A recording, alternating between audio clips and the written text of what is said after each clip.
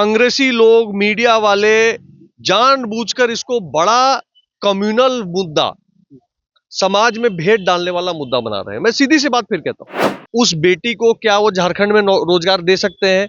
नहीं दे सकते हैं। क्या उसने वहां आवेदन किया है? नहीं किया है। क्या उसकी वहां नियुक्ति हुई है? नहीं हुई है। फिर भी झारखंड के स्वास्थ्य मंत्री जी उनको डायरेक्ट 3 लाख का जॉब ऑफर कर रहे हैं।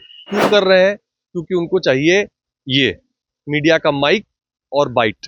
देखिए, बिहार बीजेपी में ऐतिहासिक फैसले लिए जाने के बाद तमाम जो शीर्ष नेता है उसमें खुशी की लहर है, कार्यकर्ता है, खुशी की लहर है। 23 तारीख को भारतीय जनता पार्टी के राष्ट्रीय कार्यकारिणी के अध्यक्ष बनने के बाद नितिन नवीन 23 तारीख को बिहार में उनका आगमन होगा। स्वागत की तैयारी पहले से चल रही है। हमारे साथ बातचीत करने के लिए बीजेपी के महामंत्री ऋतुराज सिन्हा जी है। 23 तारीख को महा समागम देखने को मिलेगा। देखिए, बिहार के लिए एक बहुत बड़ा सौभाग्य है।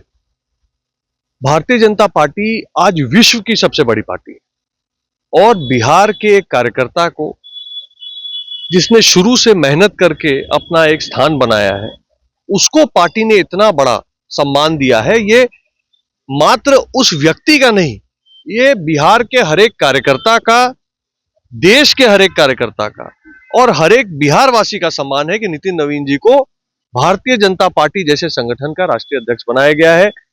अध्यक्ष बनने के उपरांत उनका पहला आगमन बिहार की धरती, पटना की धरती पे 23 तारीख को होना है। इसको लेकर कार्यकर्ताओं में अपार उत्साह है और आप देखिएगा, एक नया इतिहास, एक नया रिकॉर्ड स्वागत का 23 तारीख को बनेगा। क्या क्या खास रहेगा? देखिए, किसी भी आयोजन में, संगठन के किसी आयोजन में सबसे खास क्या बात होती है? सबसे खास होता है कार्यकर्ताओं की लगनशीलता, उनका स्नेह भाव, उनका समर्पण, उनकी तैयारी, पार्टी के प्रति उनकी आस्था, उनका जोश। ये प्रचुर मात्रा में आपको दिखेगा। आज अगर इतना वातावरण है प्रदेश के कार्यालय पे, तो 23 तारीख को तो अविस्मरणीय रहेगा। नियुक्ति पत्र बांटने के दौरान नीतीश कुमार जिस तरह से एक मुस्लिम लड़की के चेहरे से हिजाब हटाते हुए नजर आए थे, ये इंटरनेशनल खबर बन गया है। विपक्ष लगातार सवाल खड़ा कर रहा है, पाकिस्तान से तो धमकी भी आ रहा है कि माफी मांगे आकर। देखिए, मेरा ये मानना है कि जो घटनाक्रम हुआ, मैं तो उसका साक्षी नहीं हूं, मैंने तो न्यूज के माध्यम से ही देखा है। मुझे ये लगता है कि कहीं ना कहीं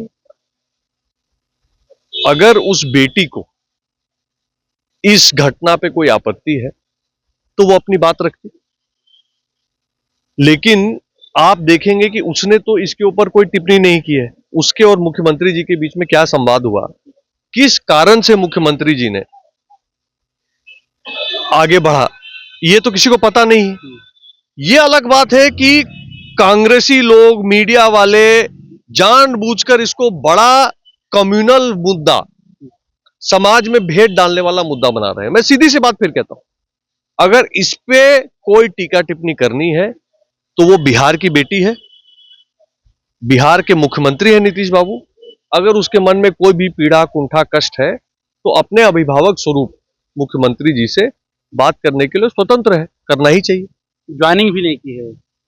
देखिए, ज्वाइनिंग की कि नहीं ये तो मुझे जानकारी नहीं है। कल की डेट थी कि आएगी, लेकिन कल ज्वाइनिंग मुझे इसकी जानकारी। झारखंड सरकार जो स्वास्थ्य मंत्री है वो 3 लाख महीना देने का ऑफर दिए हैं, फ्लैट देने का ऑफर दिए हैं। ये बिहार सरकार में ऐसे हो रहा है। मेरे पास ऐसा है, ये है राजनीतिकरण। एक घटना का राजनीतिक लाभ लेने का अगर आपको उदाहरण चाहिए तो ये उदाहरण है। झारखंड के स्वास्थ्य मंत्री जी को कोई लेना देना है क्या इस प्रकरण से? नहीं है। क्या वो सही से बिहार के सरकारी स्वास्थ्य विभाग के अंदर जिसको रोजगार, नौकरी मिली है, उस बेटी को क्या वो झारखंड में रोजगार दे सकते हैं? नहीं दे सकते हैं। क्या उसने वहां आवेदन किया है? नहीं किया है। क्या उसकी वहां नियुक्ति हुई है? नहीं हुई है। फिर भी झारखंड के स्वास्थ्य मंत्री जी उनको डायरेक्ट 3 लाख का जॉब ऑफर कर रहे हैं। क्यों कर रहे हैं?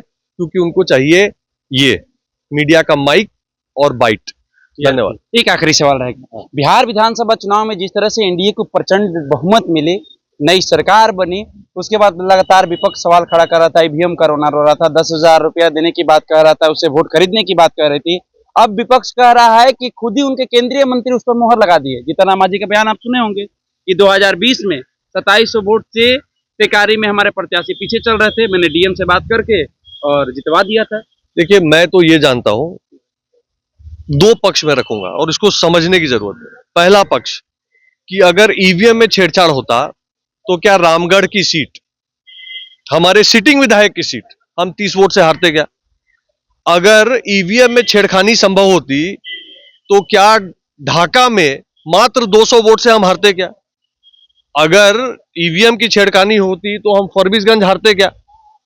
हम बोधगया में डॉक्टर श्यामदेव पासवान जी 700 वोट से हारते क्या? ये कहने की बातें हैं। और इसका एक बहुत अच्छा उदाहरण मैं आपको देता हूं। 2014 में मोदी जी पहली बार सरकार में आए। ईवीएम क्या 14 के बाद लागू हुआ है देश में? ईवीएम तो पहले चल रहा है। तो पहले जब वो आप जीत रहे थे तब ईवीएम ठीक था। मोदी जी 14 में जीत गया, उसके बाद ईवीएम पे डाउट होने लगा। अच्छा चलिए 14 के बाद भी देख लीजिए। 2014 के बाद मोदी जी की सरकार आने के बाद देश में अनेकों प्रदेशों के चुनाव हुए पिछले 10-11 साल में। इसमें से 14 चुनाव है, विधानसभा के 14 चुनाव, जहां पर भाजपा नहीं जीती है, विपक्ष जीता है। उसके बारे में इन्होंने रोना शुरू किया क्या? कर्नाटक जीते तो बोला कि ईवीएम गलत था, हिमाचल जीते तो बोला कि ईवीएम गलत था, झारखंड जीते तो बोला क्या कि ईवीएम में कमी थी या उसमें छेड़खानी हुई है। तो ये बेकार की बातें हैं। बिहार की 5 करोड़ से अधिक जनता ने बाहर निकल के वोट दिया। सहयोगी दल के जो नेता है, केंद्रीय मंत्री है जीतन राम मांझी के बयान पर वो लोग कह रहे हैं कि तो मुहर लगा दिए विपक्ष, जिससे जीतन राम मांझी जी बहुत टिप्पणी लालू जी के बारे में भी दिए हैं। क्या आपने हर एक टिप्पणी इतने बार इतनी गंभीरता से उसको दोहराया था क्या? तो बेफजूल की बातें मत करिए। सरकार बन गई है, सरकार काम कर रही है। बिहार डबल इंजन की सरकार के साथ रफ्तार से आगे बढ़ रहा है, इस पे ध्यान दीजिए। बंगाल चुनाव को लेकर क्या कहेंगे? बिहार में जिस तरह से मैंडेट हो गया। चलिए, तो अभी आप सुन रहे थे बीजेपी के महामंत्री ऋतुराज सिन्हा से जब मैंने सवाल किया, हर बातों को, हर सवालों को किस तरह से जवाब देते हुए नजर आ रहे थे। फिलहाल हम इस खबर में इतना ही रहने देते हैं। दीजिए हमें इजाजत। धन्यवाद।